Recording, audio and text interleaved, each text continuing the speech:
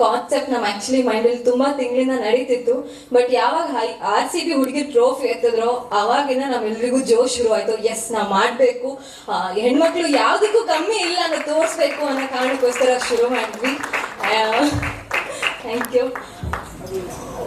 Actually ಈ ಒಂದು ಏನ್ QPL ಅನ್ನೋ ಟೂರ್ನಮೆಂಟ್ ಮಾಡ್ತಿದೀವಿ, ಅದೊಂದು ಒಳ್ಳೆ ಕಾಸಿಗೆ ಮಾಡ್ತಿರೋದು. ಯಾವುದೇ ತರ ಬರೋ ಅಮೌಂಟ್ ನ ವೇಸ್ಟ್ ಮಾಡೋದಾಗ್ಲಿ ಆ ಥರದೊಂದು ಕಾನ್ಸೆಪ್ಟ್ ಇಲ್ಲ. ಒಂದೊಳ್ಳೆ ಪ್ರಮೋದ್ ಸರ್ ನಿಮ್ಗೆ ಆಲ್ರೆಡಿ ಹೇಳಿದ್ರು ಏನ್ ಕಾಸಿಗೆ ಮಾಡ್ತಿದೀವಿ, ಯಾವ ತರ ಮಾಡ್ತಿದೀವಿ ಅಂತ. ಬಟ್ ಆಕ್ಚುಲಿ ಒಂದು ಸ್ಪೋರ್ಟ್ಸ್ ವಿಚಾರ ಅಂತ ಬಂದಾಗ ಹೆಣ್ಮಕ್ಳನ್ನ ಹುಡುಗರು ಸ್ಲೈಟ್ ಆಗಿ ಡಾಮಿನೇಟ್ ಮಾಡ್ತಾರೆ. ಸ್ಪೋರ್ಟ್ಸ್ ಅಂತ ಬಂದಾಗ ತುಳಿತಾರೆ. ಸೊ ಆಕ್ಚುಲಿ ಇಂಡಸ್ಟ್ರಿ ಹೌದು, ಆಕ್ಚುಲಿ ಕ್ರಿಕೆಟ್ ನಿಮ್ಗೆ ಬ್ಯಾಟ್ ಇಟ್ಕೊಳ್ಳೋಕೆ ಬರಲ್ಲ, ಸುಮ್ಮನೆ ಹೋಗಿ ಕೂತ್ಕೊಳ್ರಮ್ಮ ಅಂತ ತುಂಬಾ ಸಲ ಅಂದಿದ್ದಾರೆ. ಇಂಡಸ್ಟ್ರಿಲಿ ತುಂಬಾ ಜನ ಟೂರ್ನಮೆಂಟ್ ಮಾಡಿದ್ದಾರೆ, ಕ್ರಿಕೆಟ್ ಟೂರ್ನಮೆಂಟ್.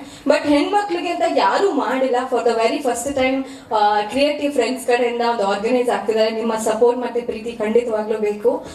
ಅಂಡ್ ನಾವು ಕೂಡ ಯಾವುದಕ್ಕೂ ಕಮ್ಮಿ ಇಲ್ಲ ಅಂತ ಬ್ಯಾಟ್ ಬಾಲ್ ಇಟ್ಕೊಂಡು ಫೀಲ್ಡಿಗೆ ಇಳಿತಿದೀವಿ. ಸೊ ಗಂಡ್ಮಕ್ಳ ಚಿಯರ್ಸ್ ಮಾಡಕ್ಕೆ ನೀವು ರೆಡಿ ಆಗಿರಿ. ಎಲ್ಲ ಇವೆಂಟಲ್ಲೂ ಹೆಣ್ಮಕ್ಳು ಹೋಗಿ ಚಿಯರ್ ಮಾಡ್ತಿದ್ವಿ, ಬ್ರ್ಯಾಂಡ್ ಅಂಬಾಸಿಡರ್ ಆಗ್ತಿದ್ವಿ.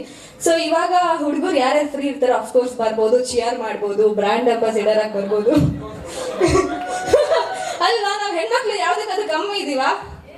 ಹೆಣ್ಮಕ್ಳು ಸೌಂಡ್ ಮಾಡ್ರಮ್ಮ. ಹೆಣ್ಮಕ್ಳೇ ಸ್ಟ್ರಾಂಗ್ ಅಂತ ಪ್ರೂವ್ ಮಾಡಿ ತೋರ್ಸೋಣ ಫೀಲ್ಡ್ ಅಲ್ಲಿ. Thank you so much.